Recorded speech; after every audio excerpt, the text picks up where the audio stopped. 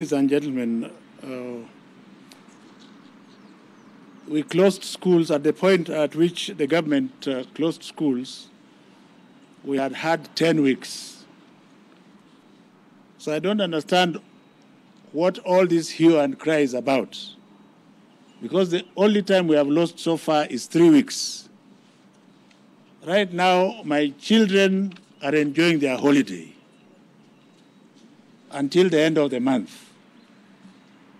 We have to be together on this one. So if we have to worry, we should be worrying as to when we shall be able to control this phenomenon and whether or not the children will open on the 1st of May or 2nd of May as we had planned. And I want to say this very clearly, that we have already worked in the back room.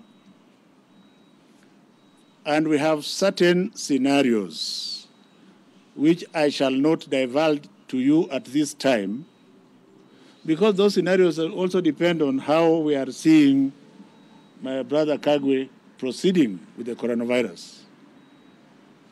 We are not going to risk the lives of our children because dead people do not take exams. So the parents should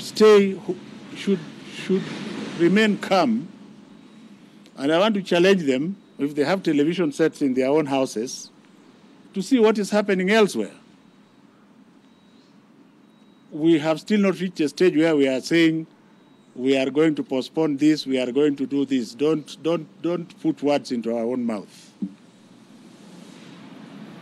If and when the time comes, we shall tell you whether issues like exams will still be held. As at now, I, as the head of the sector, do not see any reason why we should postpone exams. But today is only the 13th of April.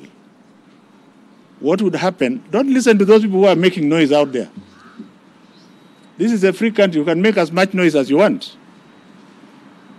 We are being led by a field marshal who is His Excellency Uhuru Muigai Kenyatta, and he has empowered us to use our brains to give the best results to our people. So there's no reason why any parent should be anxious, because when the time comes, we shall actually tell them what they should do. And there are several scenarios. And they will be shocked that perhaps they were getting blood pressure for nothing. The second question is very vague. I have small children and I also have adults who go to universities. With regards to the small children, from pre-primary 1 to Form 4 in secondary school, that is where my heart lies. And it would be crazy for anybody to want to charge any of those children for the content that we are giving them, which is free of charge. But we also have the private schools who may want to give additional content, which is made by their own teachers. And the question you ask yourself is, if they are going to pay those teachers, they must pay those teachers from money that comes from somewhere. So it would then be reasonable for private schools who are giving online content coming from their own teachers to charge for them.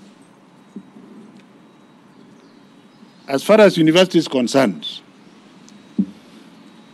and I have been at the university for over 30 years, and I believe you have also all been at universities. If you are going to do a course, that course is prepared and administered by a lecturer. That lecturer has to be paid by someone. So you will argue that for private universities, it is absolutely in order to charge. And for those students in public universities who originally were paying fees, market fees, there would be nothing wrong in charging them. The students sponsored by the good government of Uhuru Muigai Kenyatta should not be charged anything. the challenge that's going to come out of this is that will universities keep their faculties, both in private and public? And I believe that the government is dealing with this as we go along. Thank you very much.